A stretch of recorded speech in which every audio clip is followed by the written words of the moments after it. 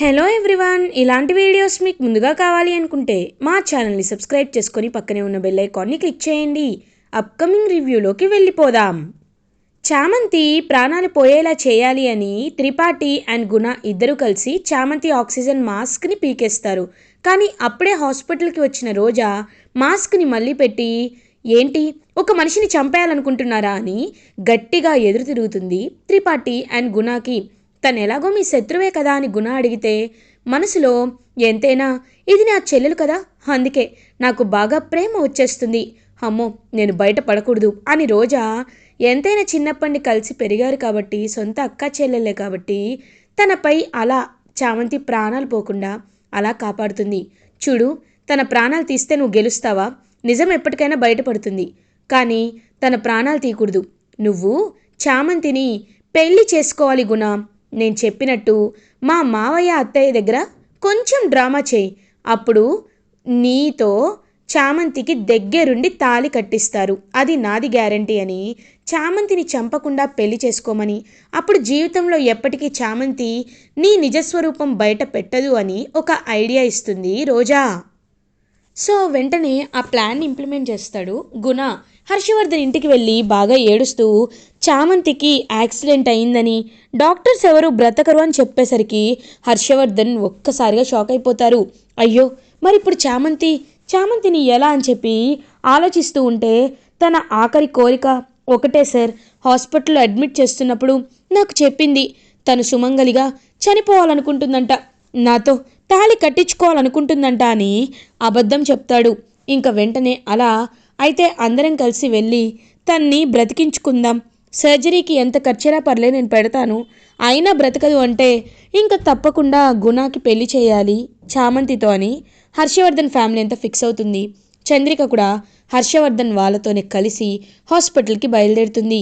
ఇది ఇలా ఉండగా ప్రేమ్ కూడా పాపం మొత్తం వెతుకుతూ ఉంటాడు, ఎక్కడైనా ఉందా, చామంతి ఎక్కడికి వెళ్ళిపోయింది, అసలు ఏంటి కనిపించకుండా పోయింది, ఫోన్ ఎందుకు స్విచ్ ఆఫ్ వచ్చింది అని మొత్తం వెతుకుతూ ఉంటే ఎవ్వరూ సరిగ్గా ఆన్సర్ అయితే చెప్పరు. అప్పుడే కరెక్ట్గా ప్రేమ్కి చంద్రిక కాల్ చేస్తుంది. హలో చందు అని అంటాడు. బాబు, మన మన చామంతికి యాక్సిడెంట్ అయిందంట బాబు, తను హాస్పిటల్లో ఉందంట అని అంటారు. ఒక్కసారిగా ప్రేమ్ షాక్ అయిపోతాడు. ఏంటి, చామ్కి యాక్సిడెంట్ అయిందా అని అంటారు. ప్రేమ్, తను ఈ హాస్పిటల్లో ఉందిరా అని హర్షవర్ధన్ చెప్పగానే, నాన్న నేను ఇప్పుడే బయలుదేరుతున్నాను అని ప్రేమ్ పాపం గబగబా బయలుదేరుతూ ఉంటాడు. కరెక్ట్గా అప్పుడే ఇటువైపు హర్షవర్ధన్ ఫ్యామిలీ మెంబర్స్ అందరూ హాస్పిటల్కి రీచ్ అవుతారు. చంద్రికకి ఏమీ అర్థం కాదు. ఇంకా వెంటనే త్రిపాఠి, అమ్మ రోజా, మనం అనుకున్నట్టే ఇదిగో తాళిని తీసుకొచ్చాను అని సీక్రెట్గా చూపిస్తాడు.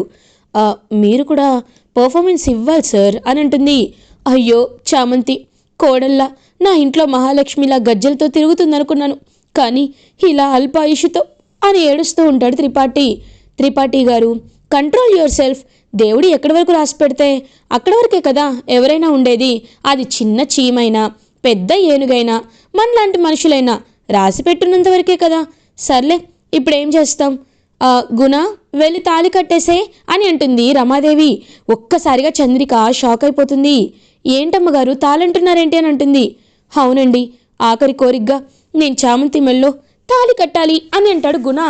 ఏంటి, తాళి కడతారా? అయినా తన అనుమతి లేకుండా ఎలా కడతారు బాబు, తను అలా చెప్పలేదు కదా అని అంటారు. లేదు, తనే చెప్పింది అన్నా వినదన్నమాట చంద్రిక. ఎందుకంటే చామంతి వాణ్ణి 1% కూడా ఇష్టపడటం లేదని తెలుసు కాబట్టి. లేదు, చామంతి అలా అనుండదు అయ్యగారు, ఏదో కుట్ర జరుగుతుంది అయ్యగారు అని పాపం చామంతి గురించి హర్షవర్ధన్కి చెప్పాలి అని వెళ్ళబోతుంటే ఒక్కటి కొడుతుంది రమాదేవి చంద్రికని. కొట్టి, ఏయ్ ఏంటి ఎక్కువ వాగుతున్నావు, ఇంకొక్క మాట మాట్లాడావో చంపేస్తా, వెళ్ళవతలకే అని గట్టిగా పంపించేస్తుంది. పాపం చంద్రిక సైలెంట్ అయిపోతుంది. ఇంకా గుణ కరెక్ట్గా అలా వెళ్ళి మెడలో తాళి కట్టబోతుంటే ఒక చెయ్యి వచ్చి అడ్డుకుంటుంది. ఆ చెయ్యి ఎవరిదో కాదు, శివయ్యది. శివయ్యని చూసి ఒక్కసారిగా గుణ త్రిపాఠి ఇద్దరు షాక్లో ఉండిపోతారు. ఇంకా వెంటనే త్రిపాఠి శివయ్య అని చెప్పి వాడి కాలర్ పట్టుకోగానే ఇంకా శివయ్య గట్టిగా గుణ చెంపైతే పగలగొడతాడు. రేయ్ వెదవల్లారా, కావాలని ఒక ఆడపిల్ల గొంతుని కొయ్యాలనుకుంటారా అని గట్టిగా అరుస్తాడు. ఒక్కసారిగా షాక్ అయిపోతారనమాట. వెంటనే ఏయ్ ఎవరు నువ్వు, ఏం మాట్లాడుతున్నావు అని అడుగుతారు. రేయ్ ఆపండ్రా మీ నాటకాలు, కావాలనే కావాలనే ఆ అమ్మాయికి మీరే యాక్సిడెంట్ చేసి ఇప్పుడు మీరే తన్ని పెళ్లి చేసుకోవాలనుకుంటారా అని కాలర్ పట్టుకుంటాడు శివయ్య. ఒక్కసారిగా హర్షవర్ధన్ షాక్ అయిపోతాడు. ఒక్క నిమిషం, అసలు మీరేం మాట్లాడుతున్నారు, ఏం చెప్పాలనుకుంటున్నారు, నాకేమీ అర్థం కావట్లేదు, అందరికీ అర్థమయ్యేలా చెప్పండి అని అంటారు. చెప్తాను సార్, ఖచ్చితంగా చెప్తాను. ఇదిగో ఈ గుణానే నన్ను చామంతిని చంపాలనుకున్నాడు సార్ అని అంటారు. ఒక్కసారిగా హర్షవర్ధన్ షాక్ అయిపోతాడు. వెంటనే ఇంకా అక్కడికి ప్రేమ్ కూడా వస్తాడనమాట. ప్రేమ్ ఇంకా వచ్చి అలా చూస్తూ ఉంటాడు. ఏంటి, గుణానే యాక్సిడెంట్ చేశాడా అని అంటారు. అవును సార్, ఈ గుణానే యాక్సిడెంట్ చేశాడు. నా దగ్గర ఇదిగో ఈ త్రిపాఠి బాలరాజుని హత్య చేసిన వీడియో ఒకటి ఉంది. ఆ వీడియోనే ఎక్కడ సాక్ష్యాలుగా చూపిస్తానోనని లాయర్ బాబుని కలవాలని నేను గుడికి వచ్చాను. అప్పుడు వీళ్ళిద్దరూ నాపై అటాక్ చేశారు. అప్పుడు దేవతలా నన్ను ఇదిగో ఈ చామంతినే వచ్చి కాపాడింది. ఆ తర్వాత ఇదిగో వీడు నేను చనిపోయాను అనుకున్నారు, కానీ చామంతి నన్ను హాస్పిటల్లో అడ్మిట్ చేసింది. నేను కోమాలోకి వెళ్ళిపోయాను. నాకు సంబంధించిన అన్ని వస్తువులు ఆ అమ్మాయి దగ్గరే ఉన్నాయి సార్. అందుకే ఆ అమ్మాయిని కలవడానికి వస్తుంటే తన్ని వీడే గుద్దేశాడు సార్ అని చెప్పేసరికి ఒక్కసారిగా ఇంకా అలా షాక్లో ఉండిపోతారు. వెంటనే హర్షవర్ధన్ అలా ఇంకా చూస్తూ ఉండగానే ఇంకా హర్షవర్ధన్ గుణ దగ్గరికి వస్తాడు. అంకుల్ అంకుల్ వీడెవడో బయటవాడు, వీడు చెప్పిన మాటలని నమ్మేస్తారా అని అంటారు. సాక్ష్యాలు ఉన్నాయి అని అంటాడు ప్రేమ్. ఒక్కసారిగా షాక్ అయిపోతారనమాట. వెంటనే ఏంటి సాక్ష్యాలు ఉన్నాయా అని అంటాడు త్రిపాఠి. ఇదిగో ఈ పెన్ డ్రైవే సాక్ష్యం, ఖచ్చితంగా సాక్ష్యాలు ఉన్నాయి అని ఇంకా పెన్ డ్రైవ్ని అయితే చూపిస్తాడు ప్రేమ్. ఇంకా అలా చామంతి తాల్ని వెనక్కి లాగి గుణ చెంప పగలగొడతాడు ప్రేమ్ కూడా. ఇంకా వెంటనే హర్షవర్ధన్ ఇలాంటి ఒక రాక్షసుణ్ణి నమ్మి చామంతిని చంపుకోవాలనుకున్నారు. చామంతి ప్రాణాల్ని ఇదిగో వీడే తీసేసి మళ్ళీ వచ్చి ఏ నాటకాలు వేస్తున్నాడు. రేయ్ నిన్నిలా కాదు, మీ ఇద్దరినీ పోలీసులకి పట్టిస్తానని చెప్పి ఇంకా అలా ఇద్దరిని పోలీసులకే చెప్పి అరెస్ట్ చేయిస్తారనమాట. సో అరెస్ట్ చేయించిన తర్వాత అలా ప్రేమ్ దగ్గరికి వస్తారు హర్షవర్ధన్. ప్రేమ్, నీ దగ్గర ఆ ఎవిడెన్స్ ఉన్నప్పుడు ఎందుకురా ఇన్ని రోజులు ఆగావు అని అంటారు. నాన్న, ఆ ఎవిడెన్స్ నిజం చెప్పాలంటే నా దగ్గర లేదు. ఇదిగో ఈ శివయ్య దగ్గరే ఉంది. ఈ శివయ్య చామంతికి ఇచ్చిన ఎవిడెన్స్ చామంతి రూమ్లోనే ఉంది. ఆ విషయం నాకు అర్థమైంది అని ఫ్లాష్ బ్యాక్ని చెప్తాడు. ఎప్పుడైతే చామంతికి యాక్సిడెంట్ అయ్యింది అని ప్రేమ్కి తెలుస్తుందో అప్పుడు బయలుదేరుతూ ఉంటే కరెక్ట్గా అక్కడికి వస్తాడు శివయ్య. వచ్చి సార్ ఆగండి సార్, మీతో మాట్లాడాలి సార్ అని ఇంకా మాట్లాడి అలా తన్ని తీసుకువెళ్తాడు. నిజమంతా గుణ గురించి చెప్తాడు. సో ఇవన్నీ విని ఒక్కసారిగా ప్రేమ్ అయితే షాక్ అయిపోతాడు. షాక్ అయ్యి వెంటనే అయితే సాక్ష్యాలు ఖచ్చితంగా చామ్ రూమ్లోనే ఉండుంటాయని ఇంటికి వెళ్ళి సాక్ష్యాలు తీసుకొచ్చి డైరెక్ట్గా గుణాని త్రిపాఠిని అరెస్ట్ చేయిస్తాడు ప్రేమ్. ఇంకలా ప్రేమ్ పాపం చామంతి దగ్గరికి వస్తాడు. ఈ రోజా మాత్రం దీన్ని అనవసరంగా కాపాడినట్టున్నాను, ఇప్పుడు చూడు ఏం జరిగిందో అని ఇంకా తన ప్లాన్ అంతా ఫ్లాప్ అయిపోయినందుకు చాలా బాధపడుతుంది. అప్పుడే ఇంకా చంద్రిక అండ్ ప్రేమ్ ఇద్దరు పాపం చామంతి దగ్గరికి వచ్చి నీకేం కాదు ఏం కాదు అని ఆలోచిస్తూ ఉంటే డాడ్, నాన్న, ఖచ్చితంగా చామంతిని మనం బ్రతికించుకుందాం నాన్న అని ఇంకా అలా తనకి పాపం హ్యాపీగా చామంతికి సర్జరీ చేపిస్తారు. ఆ సర్జరీ సక్సెస్ అవ్వాలని దేవుణ్ణి మనస్ఫూర్తిగా కోరుకుంటాడు ప్రేమ్. ఇంకా వెంటనే అలా సర్జరీని స్టార్ట్ చేస్తారు. ఆ సర్జరీ కంప్లీట్ అవుతుంది. తనకి ఇప్పుడు ఎలాంటి ప్రమాదం లేదు, మీరిప్పుడు నిశ్చింతగా ఉండొచ్చు అని చెప్పడంతో ఎంతో అంటే ఎంతో హ్యాపీగా ఫీల్ అవుతాడు ప్రేమ్. అలా ఇంకా చామంతిని డిశ్చార్జ్ చేసి ఇంటికి తీసుకొస్తారు. తను కోమాలోకి వెళ్ళింది. మీరిచ్చిన గ్రీన్ ఛానల్ ద్వారా బ్లడ్ రావడం ద్వారా తనకి బ్లడ్ అనేది ఇంజెక్ట్ చేసాం.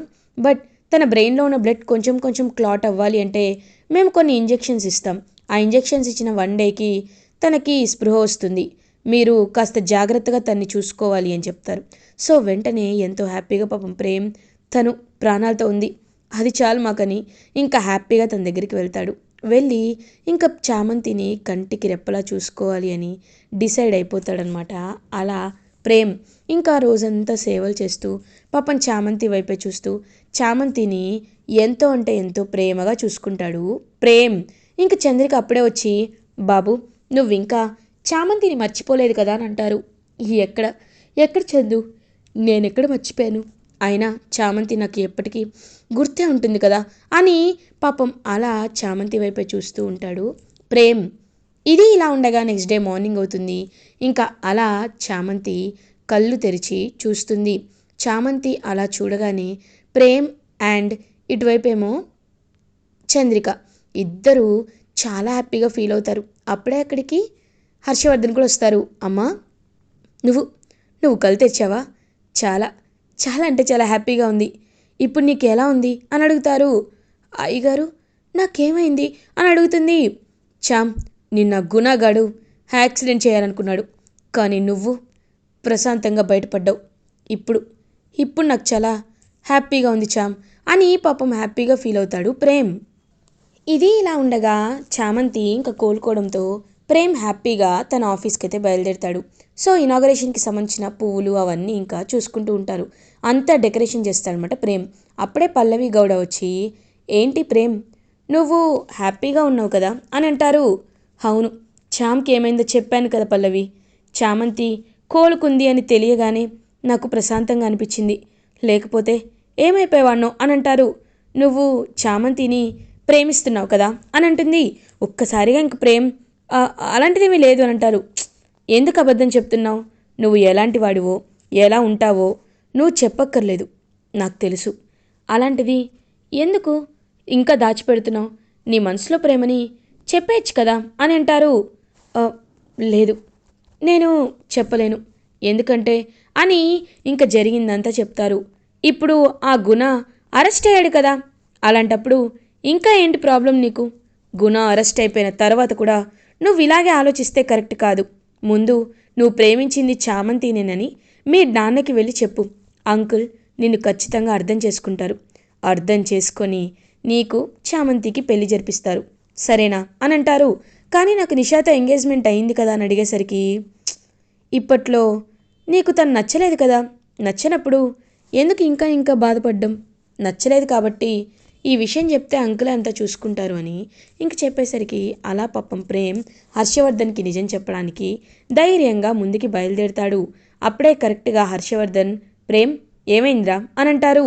నాన్న నేను మీతో ఒక ముఖ్యమైన విషయం చెప్పాలి, నా లైఫ్కి సంబంధించిన మ్యాటర్ని మీతో చెప్పాలి అని అనేసరికి ఇంకా ఒక్కసారిగా అప్పుడే అక్కడికి రమాదేవి వస్తుంది. రే ప్రేమ్ ఏంట్రా ఎక్కడున్నావు నువ్వు, నీకోసమే ఇందాకండి వెతుకుతున్నాను అని అంటుంది. దేనికమ్మా అని అంటారు.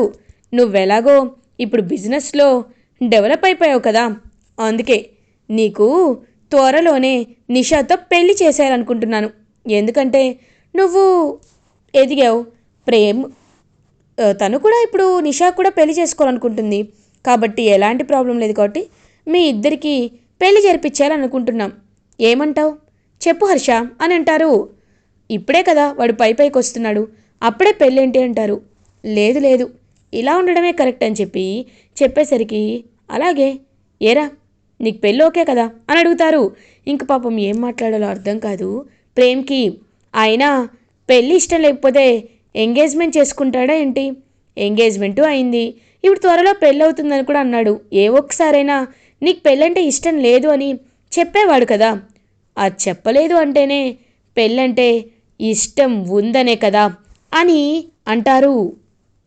పాపం ప్రేమ్ అక్కడిని వెళ్ళిపోయేసరికి ఇంకా అలా రేపే ప్రేమ్ యొక్క డిజైనర్ స్టూడియో ఆఫీస్ గృహప్రవేశం ఇనాగరేషన్ చేస్తున్నారని చామంతి అంతా హడావిడి చేస్తుంది. సో చామంతి అంతా దగ్గరుండి ఇల్లంతా చూసుకుంటూ షాప్ అంతా చూసుకుంటూ షాప్కి చక్కగా డెకరేషన్ చేసి అన్నీ పెడుతుంది. సో వెంటనే ఇంకా హ్యాపీగా పల్లవి కూడా వచ్చి, ప్రేమ్ నీ మనసులో మాట చెప్పావా అని అడుగుతుంది. పాపం ఏం చెప్పాలో అర్థం కాదు. లేదు చెప్పలేదు, చెప్పేలోపే అలా జరిగిపోయింది అని అంటాడు.